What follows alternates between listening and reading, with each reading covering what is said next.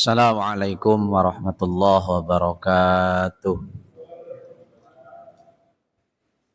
Alhamdulillahi rabbil alamin wal aqibatu lil muttaqin wala udwana illa 'alal zalimin. Wassalatu wassalamu ala sayyidil mursalin Sayyidina wa maulana Muhammadin wa ala alihi wa ashabihi wa man tabi'ahum bi ihsanin ila yaumiddin. Qala Allah ta'ala fi kitabihil karim wa huwa asdaqul qailin.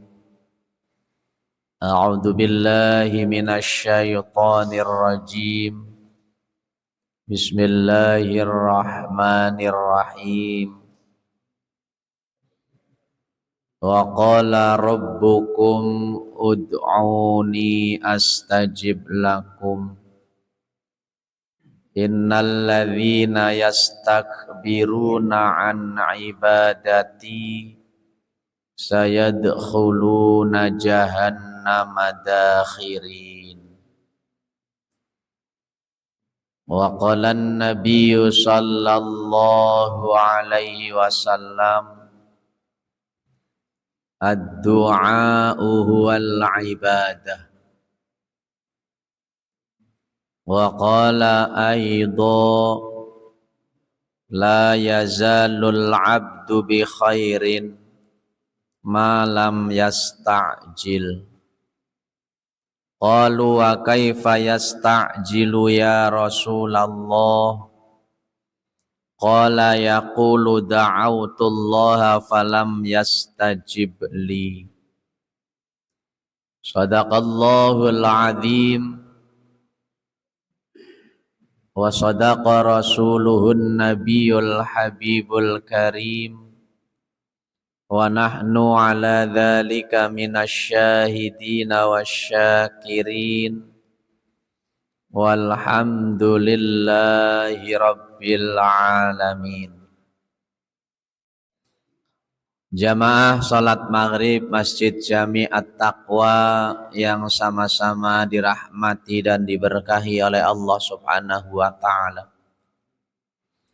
Sebelum kita melanjutkan kajian kitab Tambihul Ghafilin karangan Imam Abu Lais As-Samarqindi pada kesempatan malam hari ini, malam Rabu terakhir dari bulan Safar, tepatnya tanggal 28 bulan Safar tahun 1448 Hijriah, yang juga bertepatan dengan tanggal 11 Agustus 2026 Masehi.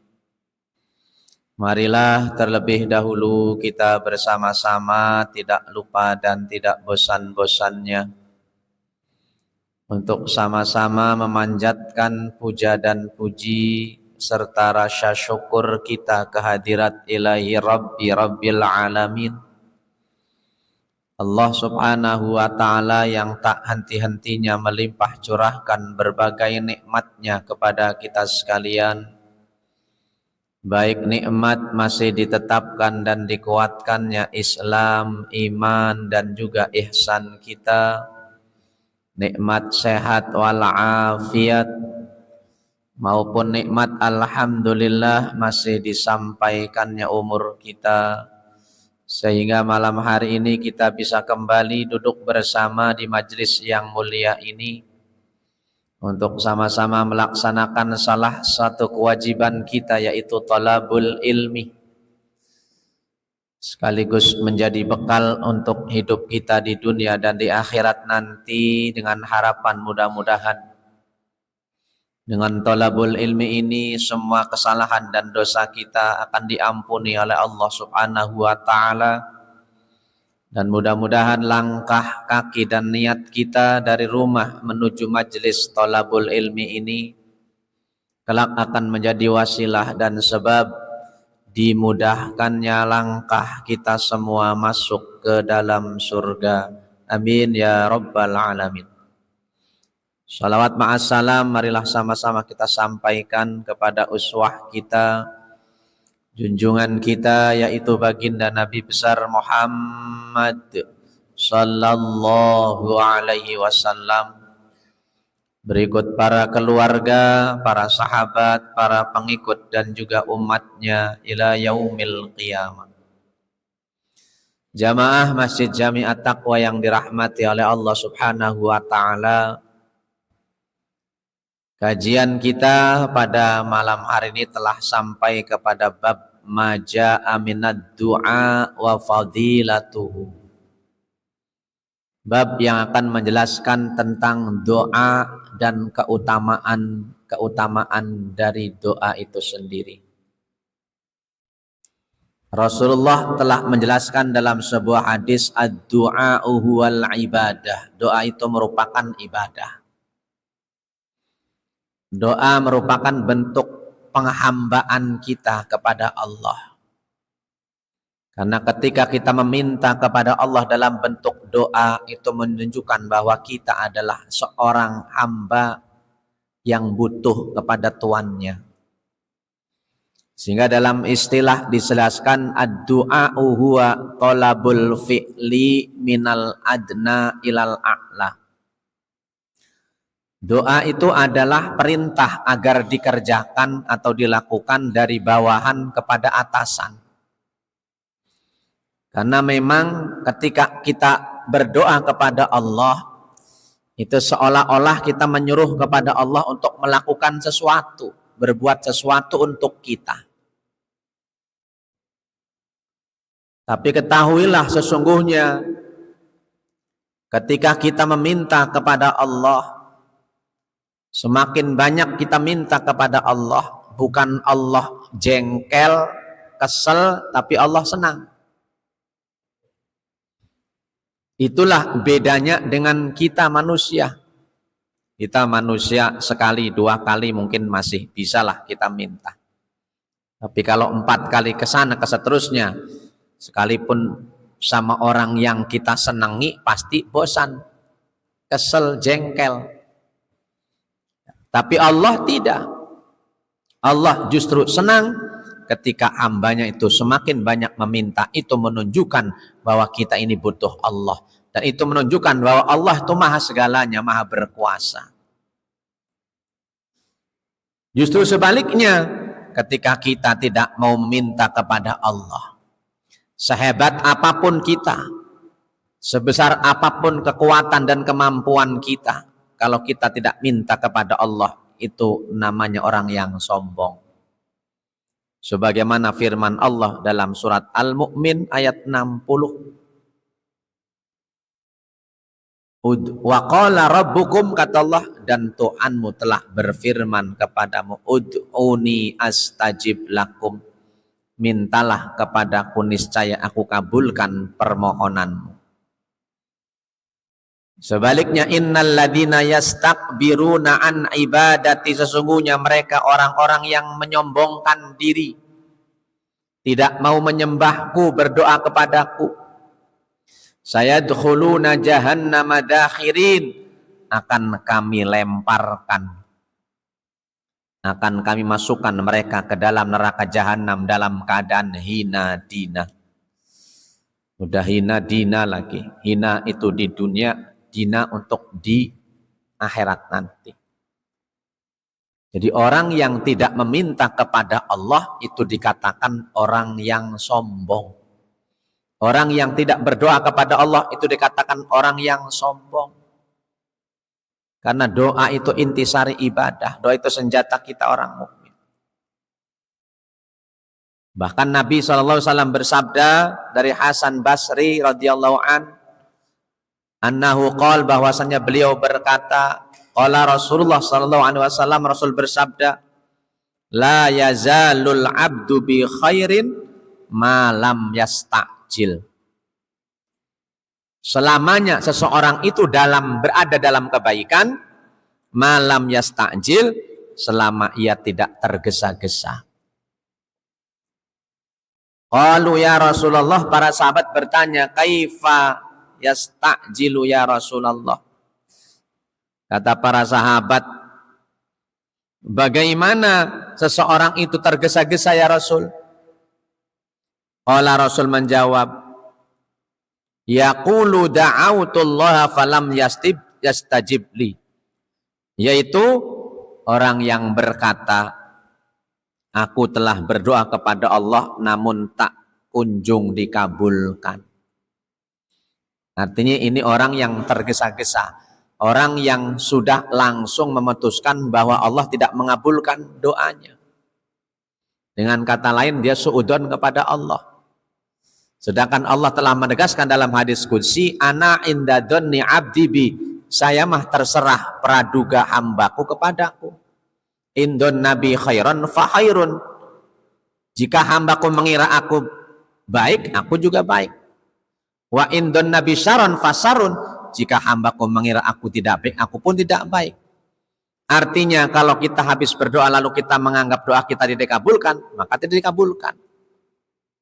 Kita habis salat saya diterima enggak ya? Tadi rada ngelamun, enggak diterima. Ya. Karena prasangka kita. Padahal jelas dalam ayatnya, ud'uni astajib lakum, mintalah kepadaku, pasti aku kabulkan, kata Allah. Maka ayat ini ditegaskan oleh hadis Nabi, hadis sahih riwayat Imam Bukhari, Imam Muslim, ya, dari Abi Hurairah radhiyallahu an, Rasul bersabda, ma min muslimin wa muslimatin yad'u bidu'ain illa stujiba lahu. Tidak ada seorang mukmin yang berdoa dengan suatu doa illa stujiba lahu, kecuali doanya dikabulkan oleh Allah Subhanahu wa taala. Cuman Allah mengabulkan doa kita itu ada 3 cara.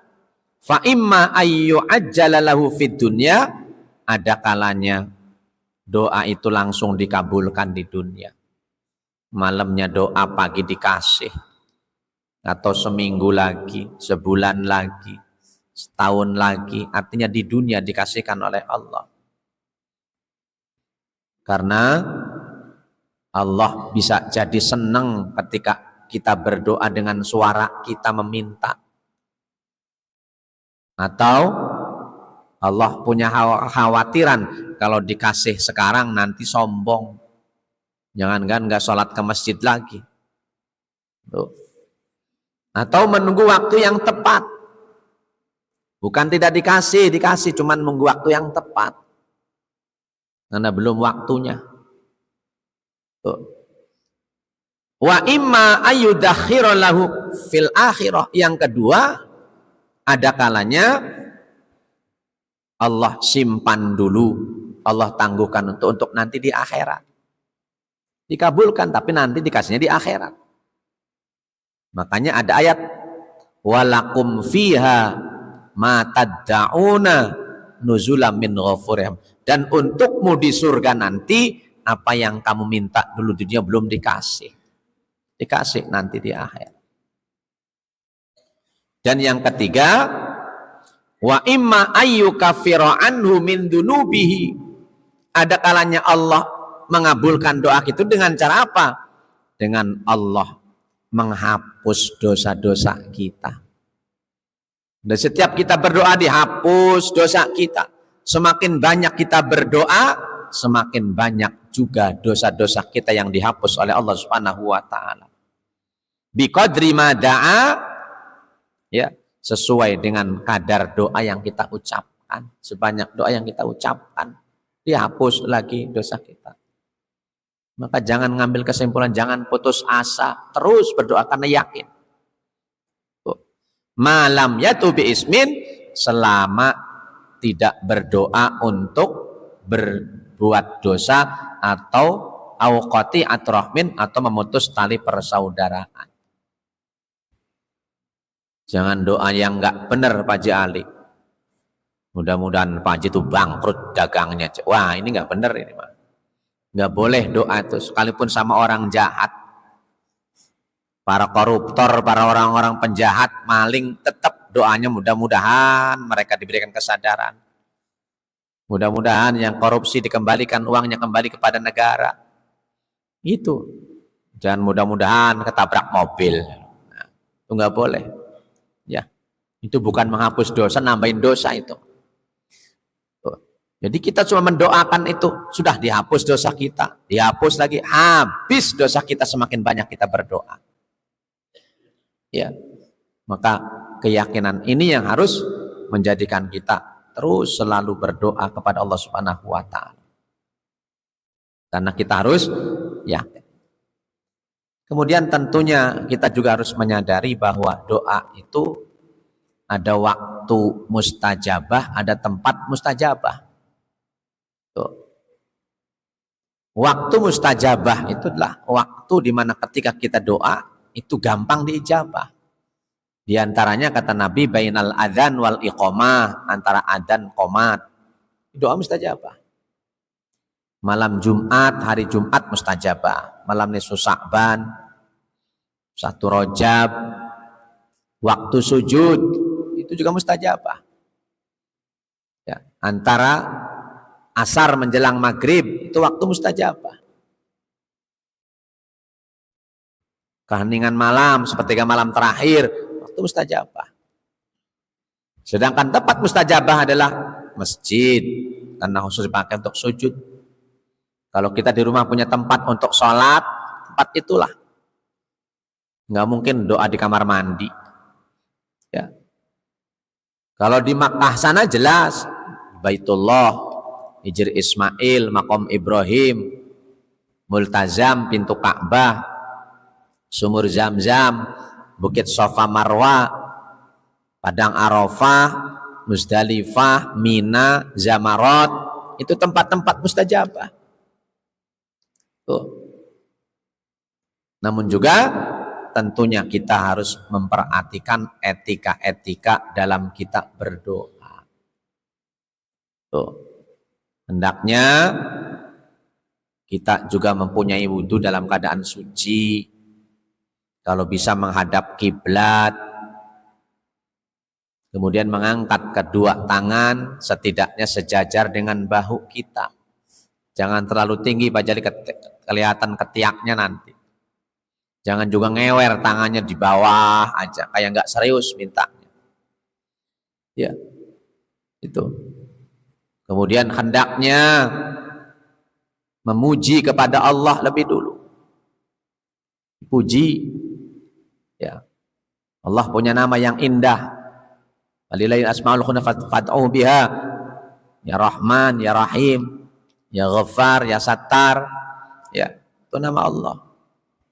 Kalau kita hamdan na'imin, hamdan syakir, hamdan yuwafi, itu dipuji dulu, jangan langsung minta. Ya. Kalau dipuji insya Allah. Kita kalau istri minta dipuji dulu gampang ngasihnya. Memang bapak tuh di Cilegon ini yang paling ganteng, paling dermawan. Masa bapak dasar pelit minta uang, nah malas ngasihnya juga. Ya, itu dipuji dulu. Kemudian baca sholawat, karena kata Nabi tidak akan sampai doa kita pada Allah tanpa didorong dengan baca sholawat dan ditutup dengan sholawat. Tuh. Dan ada yang paling penting adalah agar doa dikabulkan, itu yang kita pakai dan yang kita makan harus yang bersih, yang halal. Zaman Nabi dulu ada sahabat yang doanya hebat, khusyuk, nangis. Kata Rasul, bagaimana doamu dikabulkan? Itu baju yang kamu pakai dapat nyuri. Ya, dapat korupsi. Dan yang dimakan pun jangan sampai ada yang batil. Sebab kata Nabi, man akala minas suhti batolat amalu. Barang siapa yang makan dari yang batil walaupun secuil, maka doanya nggak akan dikabulkan oleh Allah Subhanahu wa Ta'ala. Ini penyebabnya. Tuh. Maka berhati-hati. Makanya dulu ada riwayat orang-orang jahiliyah, dulu Arab jahiliyah, mereka tawaf telanjang bulat, nggak pakai sehelai benang pun. Ketika ditanya, kenapa kalian kok tawaf telanjang? Pakaian yang kami punya ya haram, dapat judi dan sebagainya, nggak benar. Makanya khawatir najis kata mereka. Seperti itu. Ya.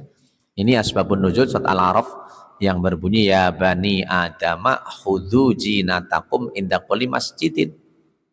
Wahai anak Adam, pakailah pakaianmu yang baik ya ketika masuki masjid sebagai etika kepada Allah. Memang boleh sholat pakai kaos oblong boleh. Cuman secara etika kepada Allah kurang baik. Masa sholat menghadap Allah, menghadap camat aja batiknya yang mahal, ya menghadap Allah masa gitu. Sholat Jumat pakai kaos oblong, mending polos mah, ada gambarnya coblos nomor 2, pusing yang di belakang. Ya, kaos partai dipakai sholat, bukan nggak boleh, sah sholatnya, cuman secara etika. Ya, yang kita hadapi adalah Allah. Jangan kalah sama kondangan rapihnya luar biasa, sholat acak-acakan. Ini, ya, itu. Maka dalam hal ini Imam Abu Lais As-Samarqindi meriwayatkan dari bapaknya, dari Abu Bakar Ibrahim, dari Salim bin Abu Muqatil Al-Qadi, dari Abu Ma'syar, dari Muhammad bin Ka'ab, an Abi Hurairah radhiyallahu an, dari Abi Hurairah radhiyallahu an, di mana beliau berkata, barang siapa yang dikaruniai 5 hal, maka tidak akan terhalang dari 5 hal yang lainnya. Tuh. Yang pertama, man ruziqa syukru lam yahrumil ziyadah. Barang siapa yang dikaruniai oleh Allah rasa syukur, maka tidak akan terhalang dari tambahan. Sebab Allah berfirman, la ing syakartum la azidannakum. Barang siapa yang pandai bersyukur, akan kami tambah nikmat kepada. Yang kedua, man ruziqas sabru.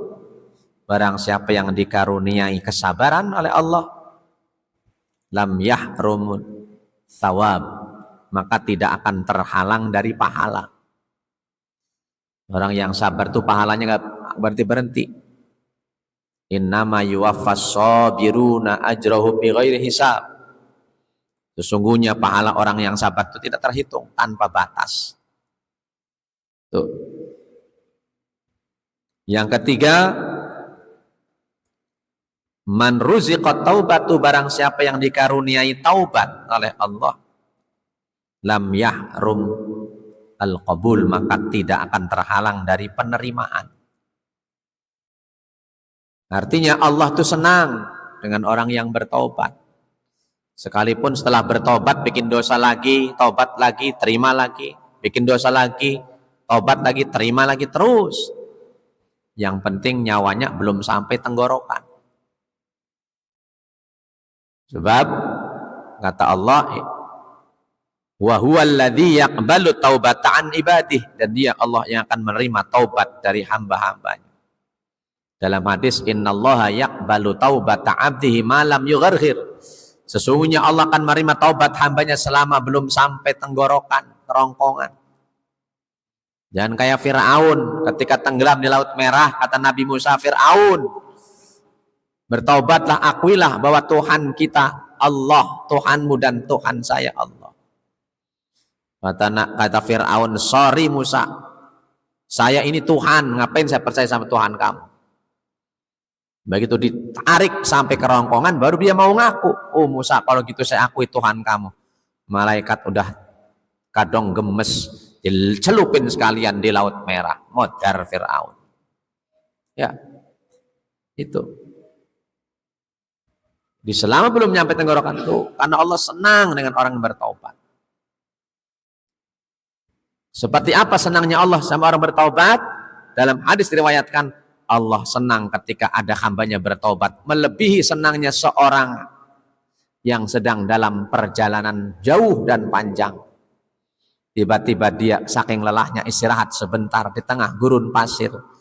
Lalu untaknya dia ikat sebentar, bekalnya taruh di sebelahnya, dia tertidur saking lelahnya. Tiba-tiba pas terbangun, unta dan bekalnya semua uangnya hilang. Kayak apa susahnya ini orang. Dia cari muter-muter sambil nangis, kemana barang saya hilang, untanya, bagaimana saya melanjutkan perjalanan. Saking lelahnya dia mencari unta dan bekalnya yang hilang, dia kembali tertidur. Pas ketika bangun, untanya, bekalnya ditemukan kembali. Senangnya kayak apa. Tapi Allah jauh lebih senang, melebihi senangnya orang tadi. Tuh. Makanya kenapa Rasulullah SAW, orang yang sudah dijamin masuk surganya, kalaupun punya dosa sudah diampuni oleh Allah, tapi Rasul kok bertaubat setiap hari 100 kali. Karena Rasul ingin mendapatkan cinta dari Allah Subhanahu wa Ta'ala. Tuh. Makanya Rasul menyuruh kita, ayuhan nas, wahai sekalian manusia, bertaubatlah kepada Allah. Inni atubu ilallah fi kulli yaumin mi'atu marrah. Sebab aku bertaubat kepada Allah setiap hari 100 kali. Ya. Nabi yang sudah dijamin masuk surga, dosanya jika ada sudah diampuni, bertaubat setiap hari 100 kali. Lah kita belum tentu masuk surganya, dosa banyak. Pertanyaannya, sudah berapa kali setiap hari kita baca istighfar atau mohon ampun kepada Allah, bertaubat kepada Allah. Kemudian yang keempatnya, waman ruziqal istighfar, barang siapa yang dikaruniai oleh Allah istighfar atau mohon ampun, lam yahrumul qabul, maka tidak akan terhalang dari pengampunan. Ya. Sebab Allah berfirman, istaghfiru rabbakum innahu kana ghaffara. Mohon ampunlah kepada Tuhanmu, sungguh Dia Maha Pengampun. Kana tawwaba ghafurur rahim, Allah Maha Pengampun. Ya, maka dawamkan terus selalu baca istighfar. Kemudian yang kelima, ini yang menjadi pembahasan kita, wa man ruziqad du'a'u, barang siapa yang dikaruniai oleh Allah doa. Artinya rajin doa, senang berdoa pada Allah. Lam yahrum ya al-qabul, maka tidak akan terhalang dari dikabulkan. Sebagaimana firman Allah tadi, ud'uni astajib lakum, mintalah kepadaku, niscaya aku kabulkan semua doa dan permohonan. Tuh. Artinya ada yang menambahkan dalam riwayat lain, ya, disebutkan bukan 5 tapi 6, yaitu man ruziqal infaq, barang siapa yang dikaruniai suka berinfak dan bersedekah, lam yahrumul khalafa, maka ia tidak akan terhalang dari ganti. Artinya udah pasti diganti oleh Allah Subhanahu wa Ta'ala. Wa ma anfaqtum min syai'in fahuwa yukhlifuh. Apa saja yang kamu infakkan, kamu sedekahkan, niscaya Allah akan menggantinya. Itu yakin, ya, Allah pasti akan mengganti. Ya. Kemudian Rasulullah juga bersabda tentang keutamaan berzikir, man syaghalahu dzikri an mas'alati a'taituhu afdhala ma u'tiyasa idin. Barang siapa yang sibuk berzikir kepadaku sehingga lupa untuk meminta berdoa kepadaku, ya, maka aku akan memberikan kepadanya seutama-utama apa yang kuberikan kepada orang-orang yang mohon tadi. Ya, itu juga artinya keutamaan tentang doa. Diriwayatkan dari Ja'far bin Barqan dari Saleh bin Yasar, di mana beliau berkata, Allah berfirman dalam hadis qudsi, tad'unani wa qulubukum mu'ridatun anni fabatilun ma tadhabun. Tad'unani, kamu berdoa kepadaku namun hatimu berpaling dariku. Ini banyak orang yang berdoa tapi hatinya berpaling dariku.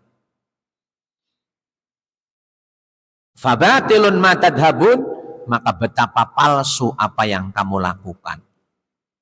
Ya. Artinya kalau berdoa, artinya hatinya jangan berpaling, susu. Sehingga ada seorang yang bijaksana ditanya. Kami telah berdoa kepada Allah. Diriwayatkan ini Syekh Ibrahim bin Adham dari Basrah. Akan tapi doa kami tidak dikabulkan pada Allah. Sedangkan Allah berfirman, ud'uni astajib lakum. Bukankah Allah berfirman, mintalah kepadaku, niscaya aku kabulkan. Tapi wahai Syekh, kenapa doa kami kok tidak dikabul-kabulkan? Tuh. Maka dijawab oleh Syekh Ibrahim bin Adham, penyebab doamu tertahan, ya, tidak dikabulkan karena diantaranya ada beberapa sebab. Yang pertama, karena kamu melakukan perbuatan yang menyebabkan Allah murka. Dan kita tidak bertaubat kepada Allah subhanahu wa ta'ala, apalagi menyesal apa yang telah kamu lakukan, maka doa kita dikabulkan. Qultum, kamu juga berkata, kamu adalah hamba Allah, akan tapi tidak mengerjakan sebagai hamba. Ya. Araftum rabbakum, kamu kenakui Tuhan, tapi walam ta'malu, kamu tidak melakukan kewajiban pada Allah. Ya. Kemudian kita baca Quran, kamu baca Quran, tapi kamu belum bisa memikirkan atau mengamalkan Al-Quran. Qultum annakum ummata Muhammadin, kamu juga berkata Muhammad itu nabimu, mengaku Nabi Muhammad sebagai nabi, tapi belum mengamalkan sunnahnya, sehingga doa tidak dikabulkan. Ya. Kamu juga berkata dunia ini hanyalah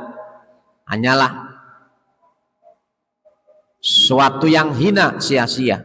Ibaratkan adalah dunia itu di sisi Allah tidaklah menyamai sayap nyamuk, akan tapi kamu merasa puas dan tenang bila memilikinya. Bagaimana doa dikabulkan? Yang keenam, kamu berkata dunia itu sirna, akan tapi kamu beramal seperti amalnya orang-orang yang akan kekal selamanya di dunia. Dan yang terakhir, yang ketujuh, ya, qultum, kamu berkata annal akhiratu khairul laka, bahwa akhirat itu lebih baik untukmu daripada dunia, akan tetapi kamu tidak bersungguh-sungguh di dalam mencari akhirat. Ya, akhirat itu lebih kekal, tapi anehnya kita kurang bersungguh-sungguh mencari akhirat. Ini diantara sebab kenapa doa kita tidak dikabulkan oleh Allah Subhanahu wa ta'ala. Mudah-mudahan dengan mengetahui hal ikhwal yang berkaitan doa, keyakinan kita yang mantap bahwa doa kita pasti dikabulkan, kita terus tak henti-hentinya, tak putus asa meminta kepada Allah Subhanahu wa ta'ala, karena hakikatnya semua doa dikabulkan oleh Allah Subhanahu wa ta'ala. Itulah mungkin pengantar kajian materi kitab Tanbihul Ghafilin malam hari berkaitan dengan doa dan keutamaannya.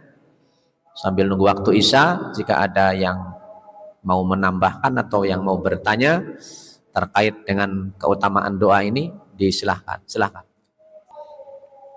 Kalau doa kafaratul majlis, penghapus dosa di majlis yang diajarkan Nabi, Bang, subhanakallahumma hamdika tadi. Kalau alhamdulillah yasifun itu mah penutup doa, itu mah ya, penutup doa. Itu bukan doa, tapi juga bisa dibaca. Tapi yang jelas kalau kafaratul majlis yang tadi itu, subhanakallah bihamdika asyhadu an la ilaha illa anta astaghfiruka wa atubu. Kalau itu majlis ilmu distempel, ya ahli surga semua. Kalau itu majlis yang bercanda dan sebagainya, akan dihapus dosanya semua. Nah, kita suka mengadakan majlis obrolan-obrolan sambil ngopi dan sebagainya, ikutan dihapus. Kalau ada yang kurang baik, akan dihapus semua dosanya. Ya, itu. Subhanallah izzati amma yasifun wa sallallahu alhamdulillahil alamin, itu penutup doanya majlis, tapi disempurnakannya dengan yang tadi yang diajarkan Nabi. Kalau yang tadi menutup doa, ya, akhir daripada doa ditutup dengan Allah, itu memuji Allah. Nah itu. Sementara kalau kafaratul majlis ada kita mohon ampun kepada Allah, astaghfiruka wa atubu ilaik. Itulah yang dikatakan kafaratul majlis, itu seperti itu Pak. Baiklah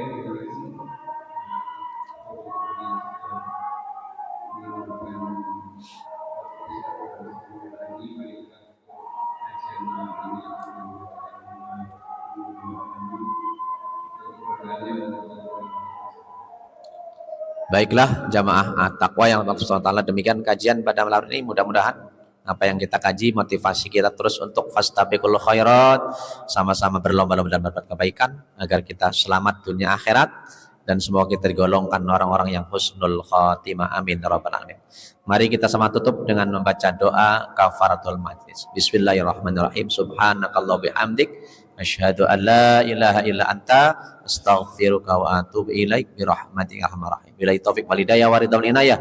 Assalamualaikum warahmatullahi wabarakatuh. Assalamualaikum ya akhi ya ukhti. Assalamualaikum ya akhi ya ukhti.